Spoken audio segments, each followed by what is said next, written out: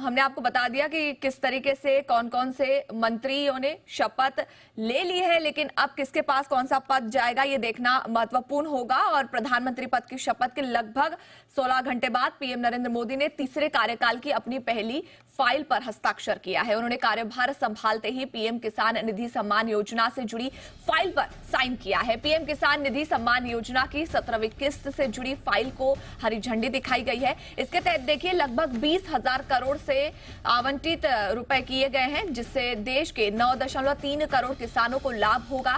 साथ ही पीएम ने कहा है कि मेरे लिए पीएमओ सत्ता का केंद्र नहीं है, पीएमओ सेवा का केंद्र होना चाहिए।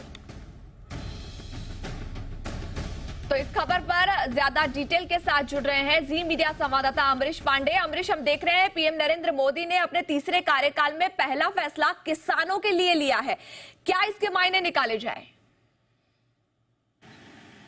देखिए, इलेक्शन प्रोसेस को अगर हम पूरा देखें तो लगातार इलेक्शन के दौरान प्रधानमंत्री पर कई तरह के आरोप लग रहे थे। ये कहा जा रहा था कि वो संविधान बदलेंगे, वो गरीबों की बात नहीं करते, वो नौकरी की बात नहीं करते हैं। वो सारे मिथक को तोड़ने के लिए प्रधानमंत्री ने जब चुनाव के बाद जब सर्वदलीय बैठक में थे वो, तो उसमें संविधान को लेकर माथे पे लगाया था। उसके बाद आज जब पदभार ग्रहण करने गए हैं, वहाँ उन्होंने पहली फाइल जिस पर हस्ताक्षर किए हैं वो किसान सम्मान निधि की फाइल है, जिसमें कि लगभग 9.5 करोड़ किसानों को 20,000 करोड़ रुपए की किस्त, जो कि 17वीं किस्त है, इस महीने के अंत तक उनके खाते में पहुँच जाएगी।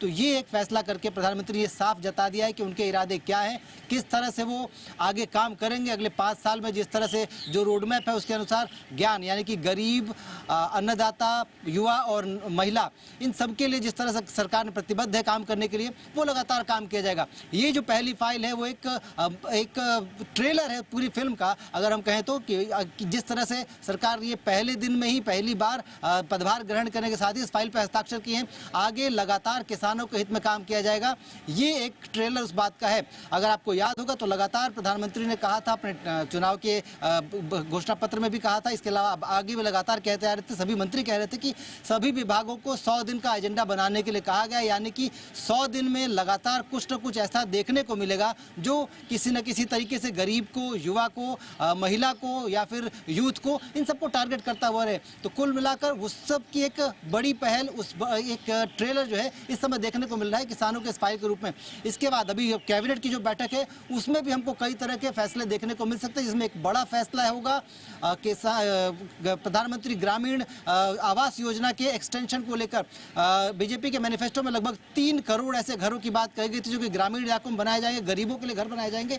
ऐसे 3 करोड़ में से पहले जो 2 करोड़ घर बनेंगे उस प्रस्ताव को कैबिनेट आज मंजूर कर सकता है। तो कुल मिलाकर गरीबों के लिए लगातार काम हो रहा है, विकास के लिए लगातार काम हो रहा है, और विकसित भारत 2047 तक का जो एजेंडा है प्रधानमंत्री का, उसको पूरा करने के लिए किस तरह से सरकार आगे बढ़ रही है उसका एक पूरा रोड मैप आपको देखने को मिलेगा कैबिनेट में भी। जी बिल्कुल बिल्कुल। कैबिनेट बैठक के बाद क्या कुछ निकल के सामने आता है, इससे जुड़ी अपडेट हम अमरीश आपसे आगे भी लेते रहेंगे। शुक्रिया फिलहाल इस पूरी जानकारी के लिए।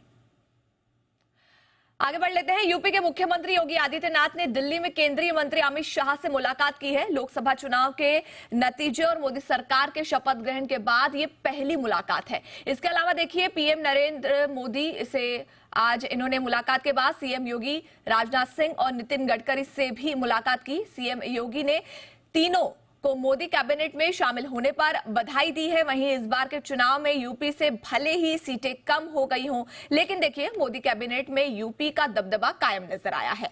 मोदी कैबिनेट में यूपी से सबसे ज्यादा 11 मंत्री बनाए गए हैं।